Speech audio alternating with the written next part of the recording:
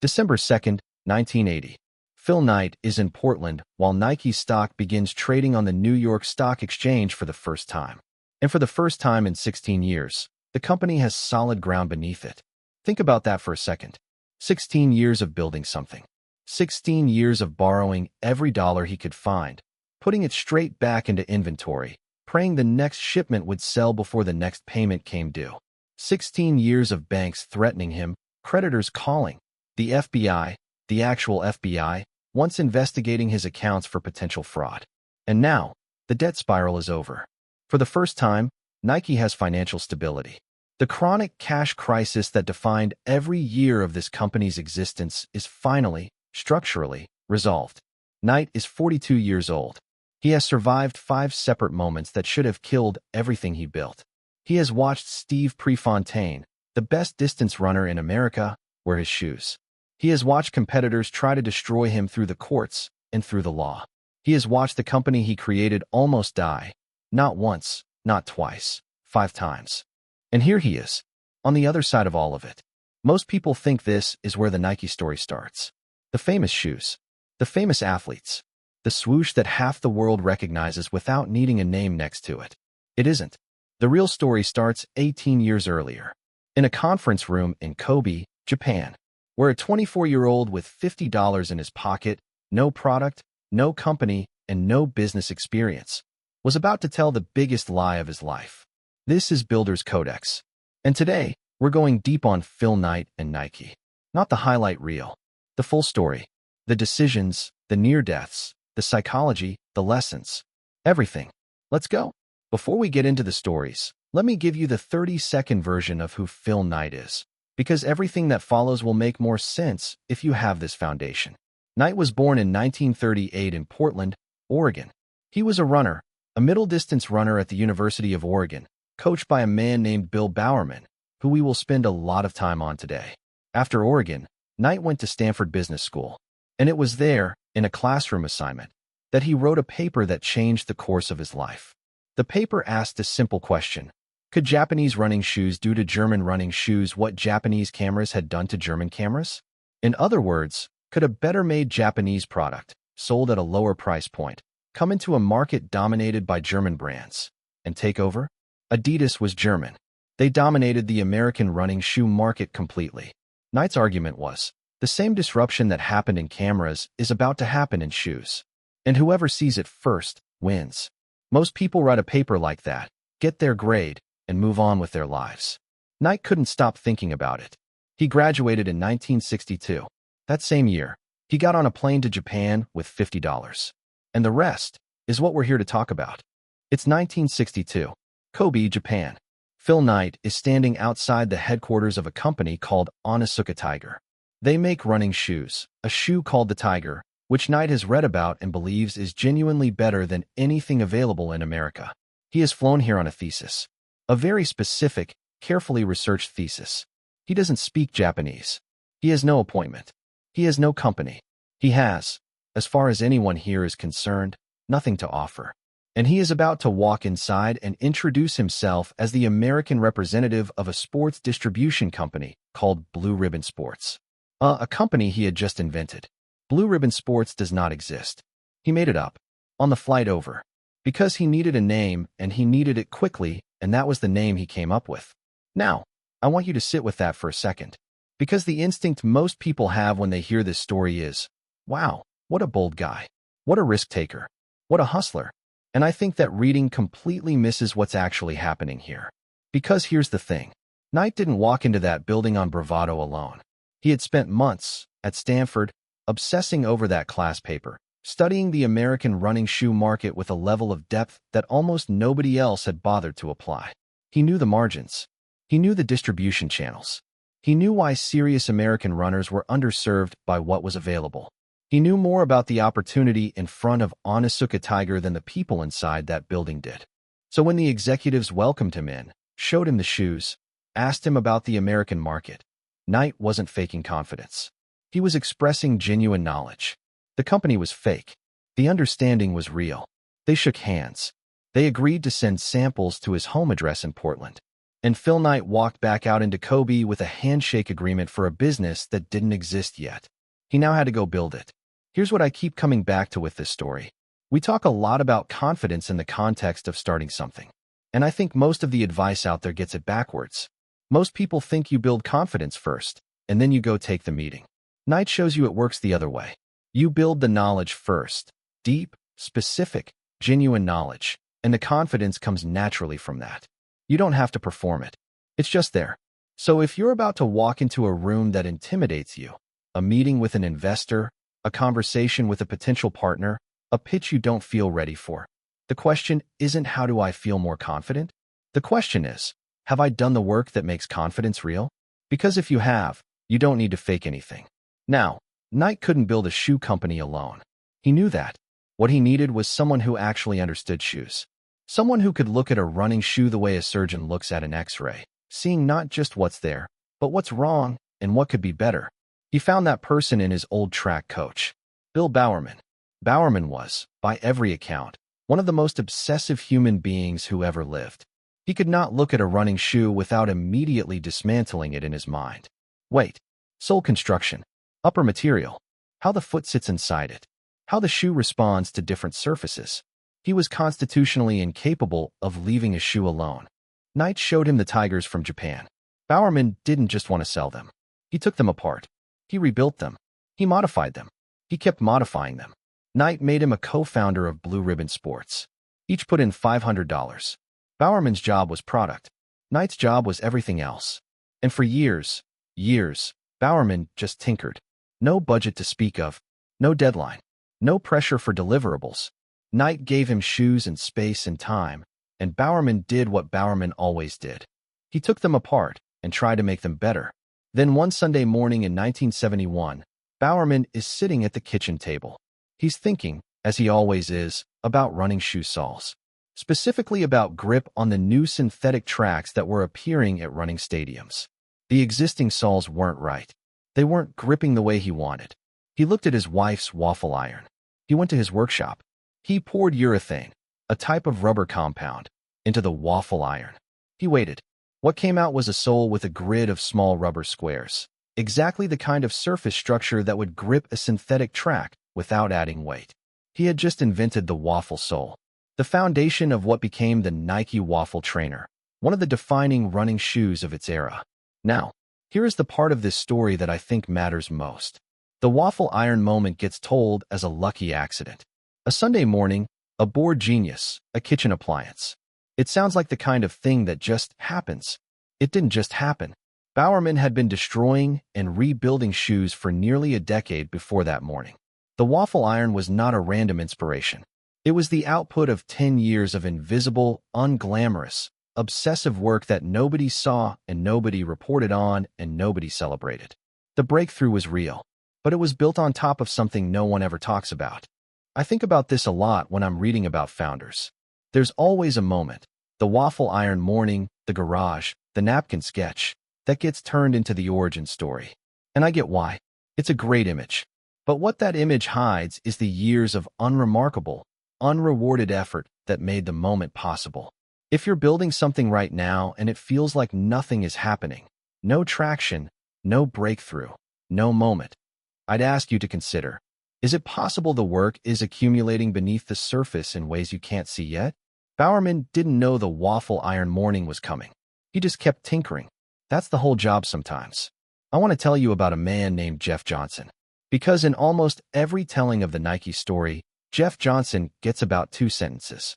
And I think that's one of the bigger oversights in how this story gets told. Johnson was Nike's first full-time employee. Knight hired him in 1965. And by most conventional measures, he was the wrong hire. He was anxious. He was intense to the point of exhaustion. He wrote Knight long, rambling, deeply personal letters about shoes and customers and ideas and his feelings. Knight mostly didn't write back. Johnson sold shoes from the back of his car at track meets. He opened Nike's first retail store. He designed early shoe models. He was, in a very real sense, everywhere at once, doing whatever needed doing without being asked and without being managed. What Johnson actually built, and this is the part nobody talks about. Johnson kept handwritten index cards on every single customer he had ever sold a shoe to. Name, address, shoe size, what events they ran, what they complained about, what they loved. If a customer's birthday was coming up, Johnson mailed them a card. By hand. What Johnson was building, without anyone realizing it, without any software, without any system, was a customer relationship database. Decades before anyone had invented the technology to do it automatically. He knew his customers better than they knew themselves. And here's why that mattered strategically. When Bowerman wanted to test a new sole design, Johnson already knew which runners to call. When Knight needed to know whether a price increase would kill sales, Johnson could tell him within an hour. The intelligence Johnson collected because he genuinely cared about the people he served gave Nike an information advantage that competitors were spending millions trying to buy. Knight found Johnson's letters exhausting. He thought Johnson was too much, too emotional, too intense, too everything. He almost fired him more than once. What Knight slowly understood was that Johnson's emotional investment in the work was not a liability. It was the whole point. You cannot hire a professional manager to care about customers the way Johnson cared. That kind of investment doesn't come from a job description. It comes from mission. What I keep coming back to with Johnson. He was, by any normal standard, difficult, high maintenance, needy, the kind of person a lot of founders would have moved on from quickly. And I think that's the lesson. Not hire difficult people, but be very careful about what you're actually seeing when someone seems too intense or too much. Because sometimes what looks like a problem is actually a signal. Johnson cared so much about the customers that it made Knight uncomfortable. That caring was also the thing that built Nike's early competitive intelligence. The question I'd ask about your early team: who in your company cares about your customers the way Johnson cared? If nobody does, that's a gap worth thinking about. For most of Nike's first 16 years, Phil Knight was living on borrowed money. Not a little borrowed. Everything borrowed. Every dollar that came in went straight back out. Into more inventory, more product, more growth. Banks hate this. Banks want companies that hold cash, grow steadily, make predictable decisions. Nike did none of those things. Nike grew at 50%, then 100%, then more, but it was always broke because every dollar of revenue was immediately recycled into the next order. The First National Bank of Oregon eventually said no. Not just no, they referred Knight's account to the FBI. Because Knight had been managing his cash so aggressively, moving money between accounts to meet payment deadlines, that to a bank auditor it looked like potential fraud. The FBI, investigating his accounts. Knight's response: he didn't beg. He didn't negotiate. He walked across the street to the Bank of California and opened a new account. But the deeper story is this. Because the bank crises, and there were several of them, kept coming back to the same problem. Nike needed more capital than American banks were willing to extend. The business model, buy inventory in Asia, sell it in America, repeat at speed, required a kind of financing that most American banks in the 1960s and 70s simply didn't understand. And then Knight went looking for an alternative structure entirely. He found it in a company called Nissho Iwai. Nissho Iwai was a Japanese trading company. Trading companies, common in Japan, almost unknown in America at the time, specialize in financing goods in transit. Inventory on a boat between Asia and America. Exactly what Nike needed. But here's the thing. Nissho didn't say yes to Nike because of a great pitch deck. They said yes because Knight had spent a decade building relationships in Japan, visiting, learning, treating Japanese business partners with genuine respect. When Knight came to Nissho asking for help, he wasn't a stranger. He was someone they knew. Nissho paid off Knight's creditors, extended new credit lines. Nike survived.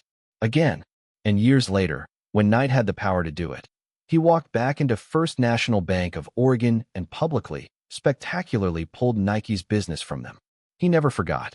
There's a principle buried inside every one of these bank crisis stories that I think is one of the most practically useful things I've taken from studying Knight. Knight never begged a single creditor. And the reason he never had to is that he was always building alternative relationships with Nissho, with other banks, with Japanese partners, long before he needed them. The moment you are completely dependent on one source of money, one client, one platform, one supplier, that source owns your decisions. Not legally, just practically. They can change their terms, slow their payments, withdraw their support, and you have nowhere to go.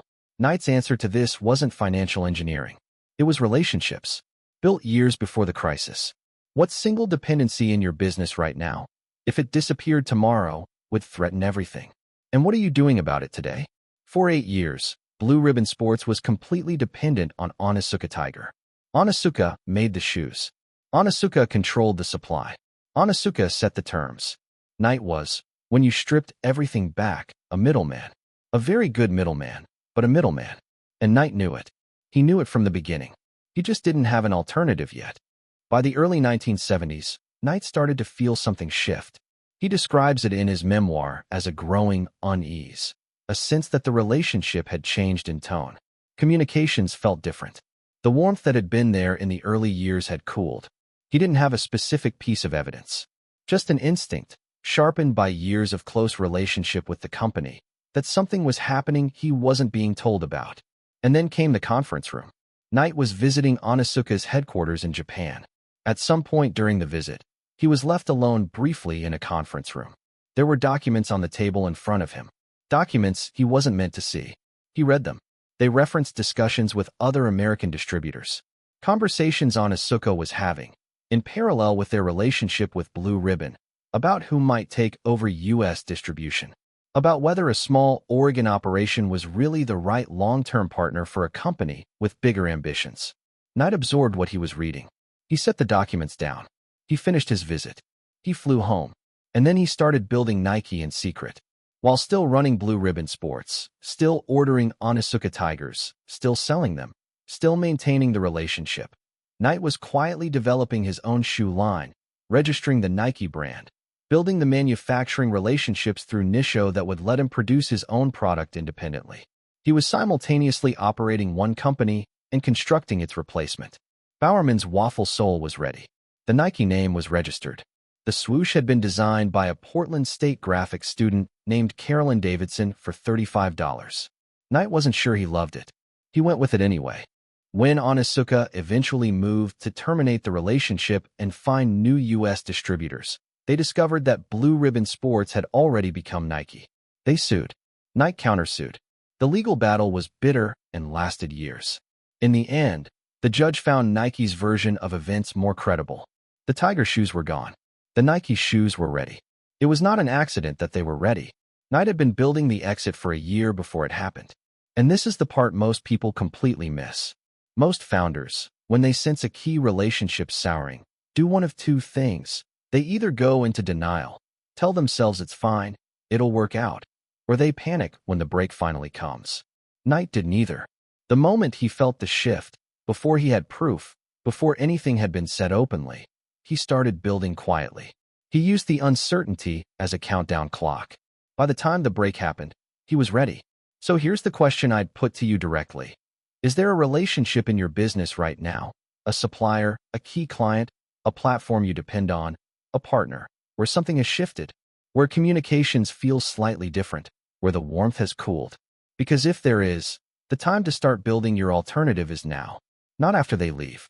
Now, the exit you build while the relationship is still alive is the only exit you'll have time to build properly. By the way, if you're finding value in this, I've put together the full written breakdown of everything we're covering today.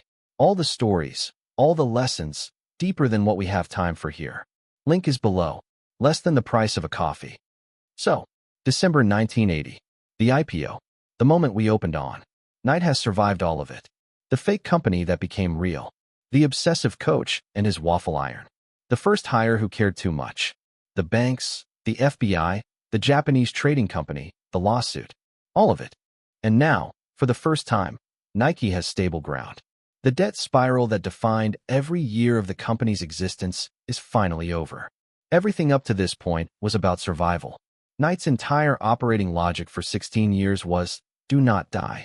Find the next dollar. Build the next relationship. Survive the next crisis. What comes after 1980 is a completely different problem. It's not, how do we survive? It's, what do we become? And the answer to that question, the one that turned Nike from a successful shoe company into one of the most powerful brands in human history, came from a series of bets that were, if anything, even more concentrated than the ones that came before. Before we get to Jordan, and we will get to Jordan, I want to spend a few minutes on a runner named Steve Prefontaine. Because without Pre, Nike's brand never becomes what it became. In the early 1970s, Steve Prefontaine was the most exciting distance runner in America. He had a front-running style. He didn't sit back and wait. He pushed the pace from the gun. That made watching him run feel like watching something almost reckless. Like at any moment it might fall apart. It never did. But Pre wasn't just fast. He was angry. Specifically, he was angry at the AAU, the governing body that controlled American track and field. The AAU profited from competitions, while the athletes who filled the stadiums were forbidden from accepting money without losing their amateur status. Pre thought this was corrupt. He said so loudly and repeatedly. He made enemies. Knight thought Pre was right. Knight had been a runner. He understood the system from the inside, and he shared Pre's contempt for it. Nike hired Pre as director of public affairs. Since he was an Olympic-level amateur, he couldn't technically accept endorsement money. But he could have a job. He wore Nike shoes. He talked about them to other runners. He was genuine about it, because he genuinely liked the shoes and genuinely liked what Knight was trying to build. And then, in May 1975, after a party in Eugene, Oregon, Pre crashed his MGB sports car. He was 24 years old. Knight and the team were devastated. Pre was not just an ambassador. He was a friend. He was the physical embodiment of what Nike claimed to stand for: performance, rebellion, an almost irrational commitment to pushing the limits of what's possible. Here's the part of this story that I find genuinely strange and genuinely true at the same time. Pre's death deepened Nike's connection to the running community in a way that his life alone could not have replicated. A living athlete can change sponsors, can fall from grace, can say the wrong thing, can simply fade. Pre became permanent. Pre-lives, the phrase that started appearing on training shirts and track walls, wasn't a marketing slogan. It was genuine grief that became identity. Nike became the brand that carried Pre's story forward. And that association, with someone who died at 24 still running towards something, gave Nike an emotional depth that no advertising budget could have purchased. Most brand partnerships are transactions. Here's the money, here's the logo placement, here's the contract. Knight didn't build Nike's early athlete relationships that way. He built them on alignment, finding people who actually believed what Nike believed before Nike was famous enough to demand anything from them. Pre wore Nike because he cared about the same things Nike cared about. That alignment is worth more than any reach metric. Here's what I took from this. The best brand partnerships aren't made. They're recognized. You're looking for someone who already believes what you believe. The commercial arrangement comes after that discovery, not before. 1977, Nike receives a letter from the United States Customs Service. Attached to the letter is a bill for $25 million in backdated import duties. Nike's entire annual revenue that year was $25 million. Let me explain what happened. Because the mechanism behind this bill is one of the more extraordinary pieces of corporate warfare I've ever come across. There was an old law buried in the U.S. Customs Code, written in the 1930s, almost never enforced, called the American Selling Price Rule. It applied to a specific and seemingly random list of products: benzenoid chemicals, cherrystone clams, and athletic footwear with synthetic uppers. For most products, import duties were calculated based on what you paid to manufacture the item. For these three specific categories, the duty was calculated based on the American selling price of the most similar domestically made product. Most people had never heard of this rule. Nike's competitors had. A group of American shoe brands, including Converse and Keds, deliberately created shoe models that looked similar to Nike's bestsellers. Then they priced those models extremely high. By establishing expensive American shoes as the similar product benchmark, they tripled the duty calculation on Nike's imports overnight. It was a legal trap, set deliberately, using a Depression-era rule most people didn't know existed. Nike called it, in his Stanford commencement speech years later, an absolute war. He fought on 3 tracks simultaneously. He lobbied politicians to change the law.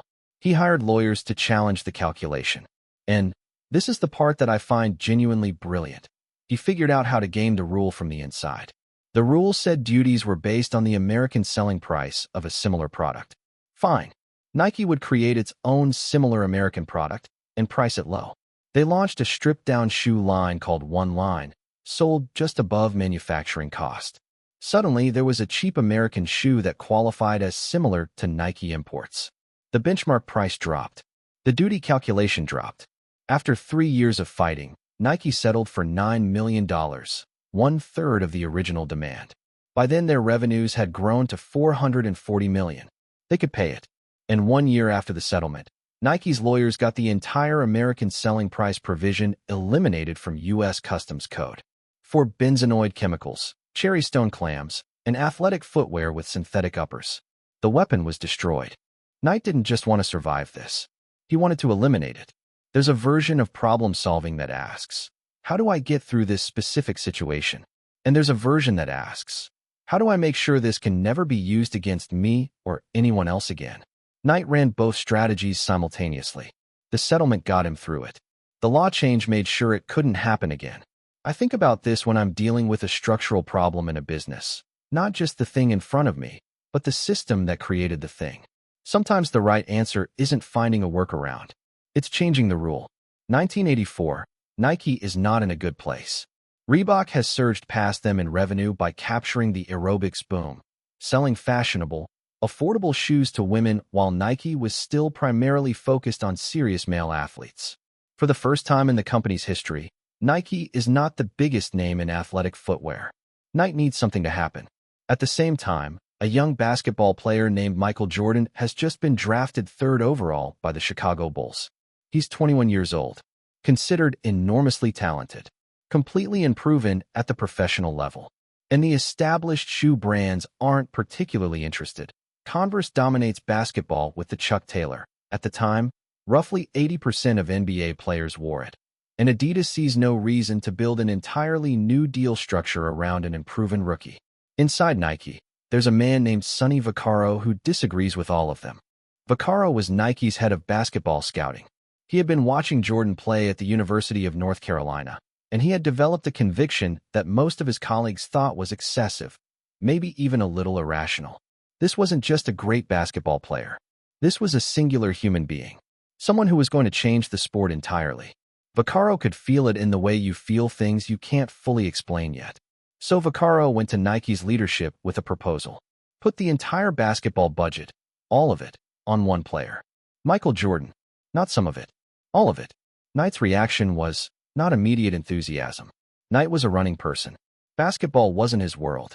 The idea of concentrating an entire category budget on a single unproven rookie felt, to put it mildly, uncomfortable.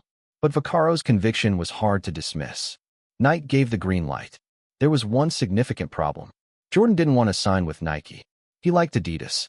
He had worn Adidas throughout his college career at North Carolina. His preference was to sign with them. Adidas wasn't offering what Jordan's camp was asking for. Neither was Converse. Jordan was prepared to be disappointed. He was not particularly interested in going to the Nike meeting at all. His mother made him go. Dolores Jordan. Dolores Jordan told her son he was going to that meeting. And Dolores Jordan, as anyone who was in the room that day will tell you, was the most important person in the negotiation that followed. She wasn't there to watch. She was there to decide. She asked the hard questions. She pressed on the royalty structure. She understood, perhaps better than anyone else in that room, including the lawyers and the agents, what her son's name was worth and what kind of deal structure would honor that value. Nike's presentation, built by Vaccaro and the marketing team, was unlike anything the industry had seen. It wasn't, here's your shoe, here's your fee, here's your logo placement. It was, here is the brand we are going to build around you. Here is what it will mean. Here is who it will reach. Here is what Michael Jordan becomes, not just as a player, but as an idea. Jordan left the meeting still uncertain. Dolores was not uncertain. They signed. Nike offered Jordan $2.5 million a year for 5 years, plus royalties on every shoe sold under his name, and an entirely separate sub-brand built around him. This had never been done for any athlete, at any level, anywhere. The Air Jordan 1 launched in 1985. The NBA immediately fined Jordan $5,000 per game for wearing them. The shoes violated league color rules requiring footwear to be predominantly white. Nike paid every fine. And then they turned the fines into advertising. The NBA can't stop you from wearing them. Within a year, Air Jordans had generated over $100 million in revenue. Jordan Brand eventually became a $5 billion business inside Nike, bigger than most standalone companies, built around one man, one meeting, one mother who made her son show up. And if you want to see this story brought to life, the 2023 film Air, directed by Ben Affleck, with Matt Damon playing Vaccaro, is genuinely worth your time. It captures the internal dynamics of this negotiation better than almost anything else out there. The Jordan deal is studied endlessly as a marketing case study. What I think it actually is a lesson about concentrated conviction. Vaccaro didn't hedge. He didn't say, let's split the budget across 5 promising players. He said, everything on this one person. Most organizations are structurally designed to prevent that kind of bet. Committees, risk frameworks, approval processes, all of it exists, at some level, to prevent you from being catastrophically wrong. The problem is the same structures also prevent you from being catastrophically right. The Jordan deal required one person willing to stake their professional credibility on something they couldn't fully prove. That's what changed everything. I'm not saying take reckless bets. I'm saying, is there a bet in front of you right now that you're spreading thin because it feels safer that way? And what would it look like to actually commit? In the mid-1980s, Reebok has overtaken Nike in revenue. Nike has the Jordan franchise. He has serious products, but something isn't connecting with the mass market. The company built on the authenticity of serious runners is struggling to speak to people who just want to go for a jog. Nike brings in an advertising agency called Weeden and Kennedy, a small, scrappy shop in Portland run by a man named Dan Weeden, who Nike genuinely respects.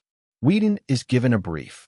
Create a campaign that can unify the entire Nike brand across all sports, all products, all audiences. One line, one idea, one thing that's true about Nike regardless of what they're selling. Weeden gets stuck. He's looking for something real, not a corporate line, not an aspiration that feels manufactured, something that captures genuine human motivation, the actual reason a person chooses to push themselves when they don't have to. And then he remembers something he'd read about. In 1977, a man named Gary Gilmore was executed by firing squad in Utah. He was a convicted murderer.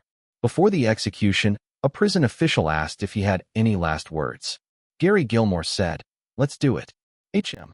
Weeden took those words, twisted them, softened them, made them into an invitation rather than a resignation. Just do it. The campaign launched in 1988. The first ad featured not Michael Jordan, not a professional athlete, not anyone famous. It featured an 80-year-old man named Walt Stack running across the Golden Gate Bridge on his daily 17-mile morning run.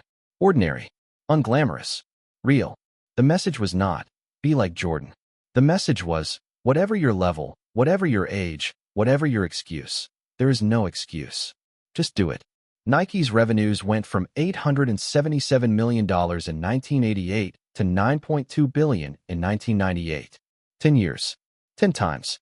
The line that built the biggest sports brand in human history came from outside the company, was inspired by a death row murderer's final words, and was first applied to an 80-year-old man nobody had ever heard of. Sometimes the most powerful thing is the least obvious thing. Nike had always believed the product should do the talking. He was, for most of his career, skeptical of advertising. What Just Do It taught him, and what I think is one of the most transferable insights from this entire story, is the difference between product advertising and cultural advertising.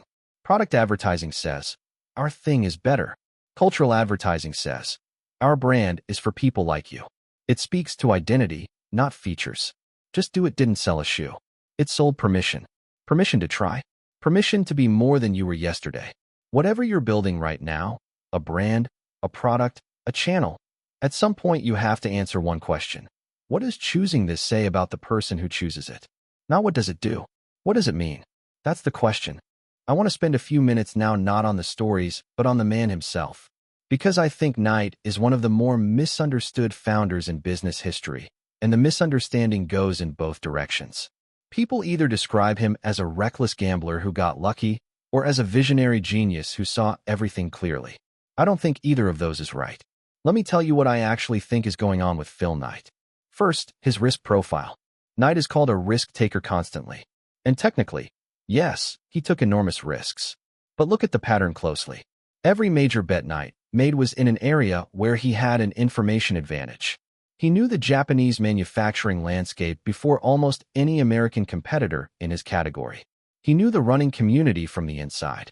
He understood the commercial potential of elite athlete endorsements before the market priced it in. The bets looked reckless from the outside because they were large. From the inside, Knight believed, correctly, that he knew things his competitors didn't. That's not recklessness. That's calculated asymmetry. Second, his conflict style. And this is the part one find most interesting and most honest to talk about. Knight was, by his own account in Shoe Dog, deeply conflict avoidant in personal relationships. He didn't confront people directly. He restructured around problems. He avoided conversations he knew needed to happen. He let things deteriorate in silence rather than addressing them head-on. The most documented cost of this was Rob Strasser.